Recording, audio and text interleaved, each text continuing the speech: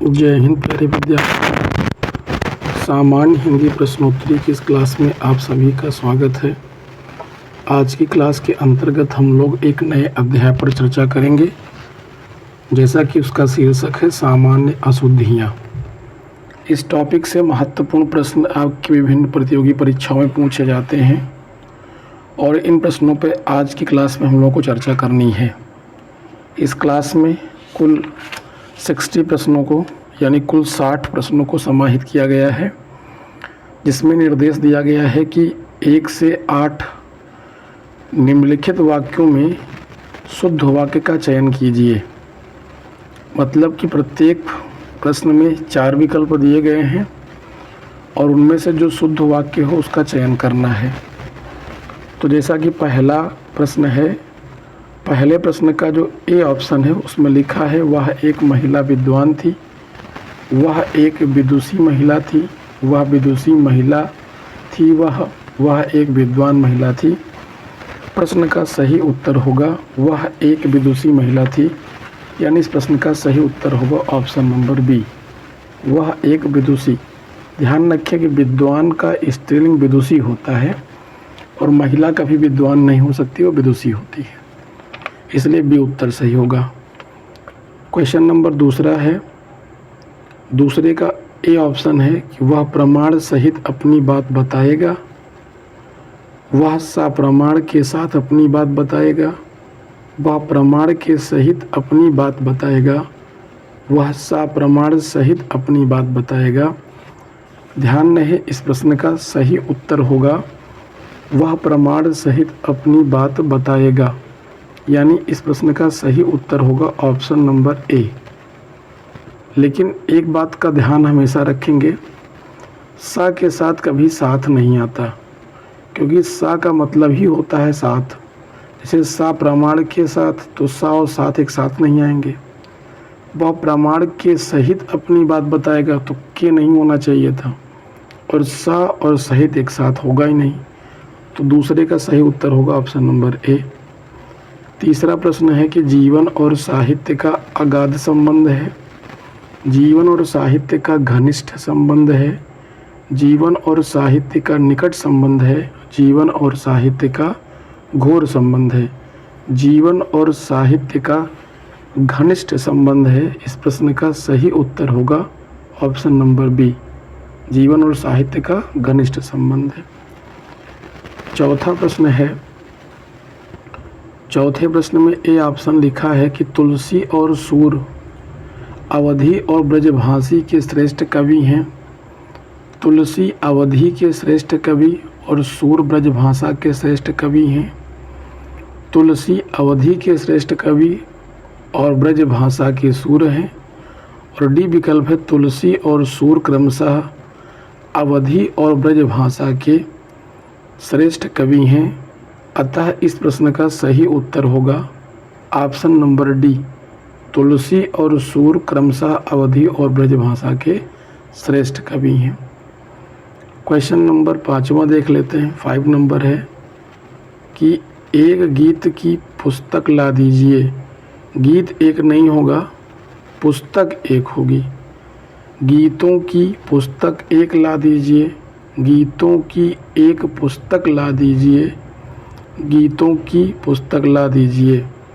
तो इस प्रश्न का सही उत्तर होगा ऑप्शन नंबर सी, गीतों की एक पुस्तक ला दीजिए।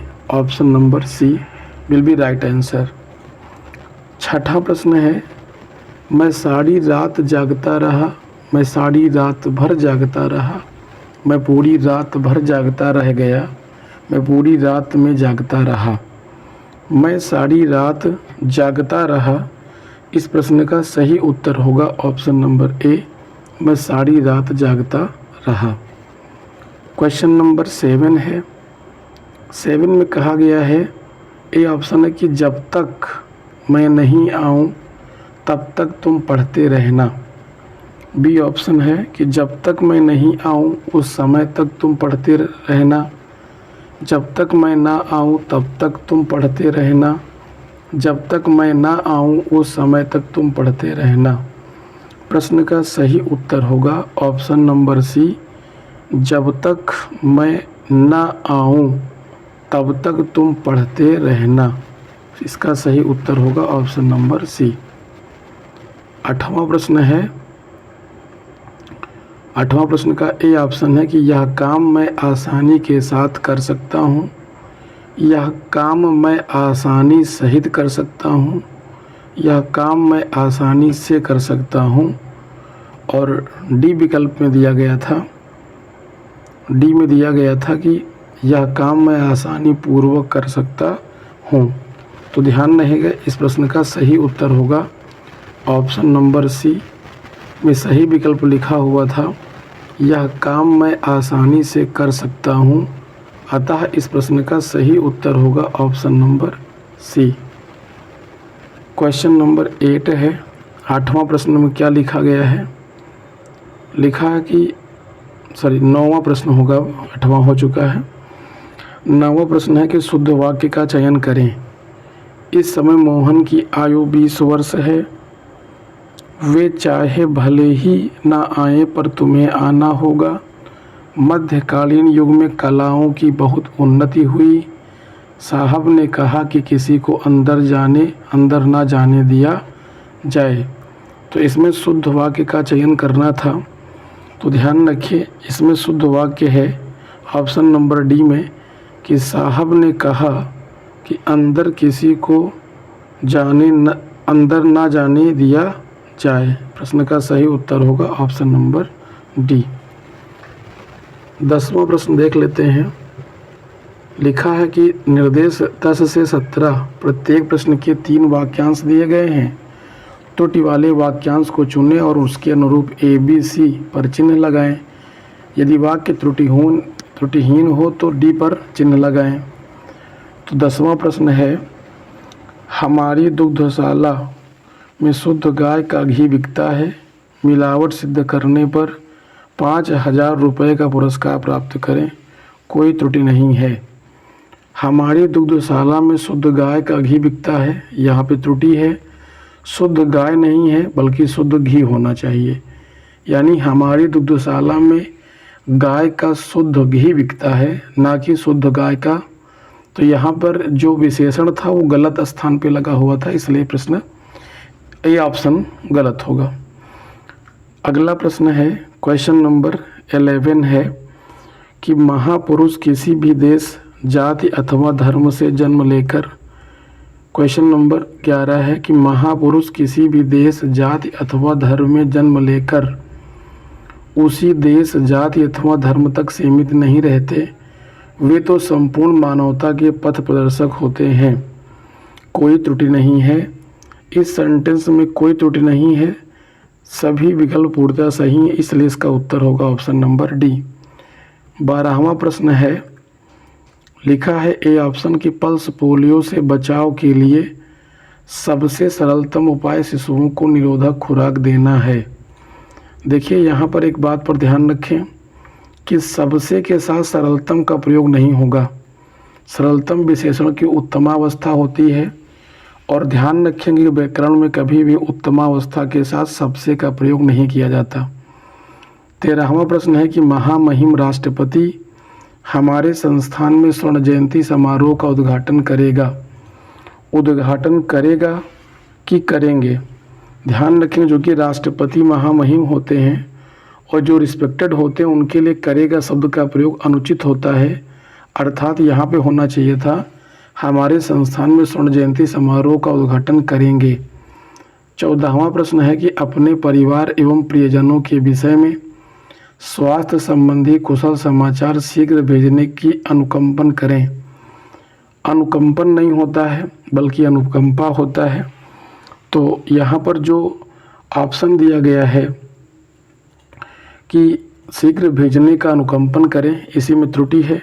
शीघ्र भेजने की कृपा करें होना चाहिए था। तो इसलिए इस प्रश्न का सही उत्तर होगा ऑप्शन नंबर सी, ये त्रुटिपूर्ण है। 15वां प्रश्न है कि भारतवर्ष के पर्वतीय क्षेत्र की सुंदरता सारे विश्व में सबसे सर्वोत्तम है। कोई त्रुटि नहीं। अब फिर वही प्रॉब्लम्स आ गई कि सबसे के साथ सर्वोत्तम का प्रयोग नहीं होगा, क्योंकि सर्वोत्तम अपने आप में स्वयं में उत्तमावस्था में है और उत्तमावस्था में लिखा हुआ विशेषण के साथ कभी भी सबसे का प्रयोग करना हमेशा अनुचित होता है। तो तम का मतलब होता है उत्तमावस्था। क्वेश्चन नंबर 16 है कि कई रेलवे के कर्मचारी भी इस विराट प्रदर्शन में भाग लेने के लिए पहुंचे। कई रेलवे के कर्मचारी यहाँ पर गलत होगा, कहना होगा कि रेलवे के कई कर्मचारी, तो इसलिए कर्मचारी कई हैं ना कि रेलवे कई हैं, इसलिए इस प्रश्न का सही उत्तर होगा ऑप्शन नंबर ए। इसका शुद्ध रूप होगा कि रेलवे के कई कर्मचारी भी इस विराट प्रदर्शन में भाग लेने के लिए पहुँचे। अतः यहाँ पर उत्तर ए में त्रुटि होगी, इसलिए ए ऑप्शन सही है। अगला प्रश्न है 17वां नंबर प्रश्न देख लेते हैं 17 नंबर पे। सरदार पटेल से अच्छी राजनीतिज्ञ एवं प्रशासक इस देश में फिर नहीं हुआ, कोई त्रुटि नहीं। सरदार पटेल से अच्छी लिखा है यहाँ पर, क्योंकि सरदार वल्लभ भाई पटेल पुरुष थे तो इनमें पुल्लिंग के हिसाब से अच्छी के स्थान पे अच्छा होना चाहिए था कि सरदार पटेल से अच्छा राजनीतिज्ञ एवं प्रशासक इस देश में फिर नहीं हुआ, तो अच्छी के स्थान पे अच्छा का प्रयोग होना चाहिए था, इसलिए ऑप्शन नंबर ए गलत होगा। 18वां प्रश्न है कि शुद्ध वाक्य बताइए। युद्ध लड़ा जा रहा है, युद्ध किया जा रहा है, युद्ध हो रहा है, युद्ध मचाया जा रहा है। इसका शुद्ध रूप होता है युद्ध हो रहा है। Option number C will be right answer होगा यहाँ पर। अगला प्रश्न है क्वेश्चन नंबर 19 की तरफ बढ़ेंगे। वाक्य में त्रुटिपूर्ण भाग का चयन कीजिए। यदि कोई त्रुटि ना हो तो डी भाग का चयन कीजिए। वीर सैनिक कहते हैं कि हम विद्रोही शत्रु का नाश करेंगे, कोई त्रुटि नहीं। ध्यान रखें, जो विद्रोही होता है वो शत्रु होता है, शत्रु हमेशा विद्रोही ही होता है, तो शत्रु के साथ यहाँ विद्रोही शब्द का प्रयोग करना अनुचित था, इसलिए इस प्रश्न का सही उत्तर होगा ऑप्शन नंबर बी। विद्रोही का प्रयोग यहाँ पर करना अनुचित था, अर्थात शुद्ध रूप होगा कि वीर सैनिक कहते हैं कि हम शत्रुओं का नाश करेंगे। विद्रोही का प्रयोग करना यहाँ पे अनुचित था। क्वेश्चन नंबर 2020 की ओर बढ़ेंगे। शुद्ध वाक्य छांटिए। उस वन में प्रातः काल के समय का दृश्य बहुत ही सुहावना होता था।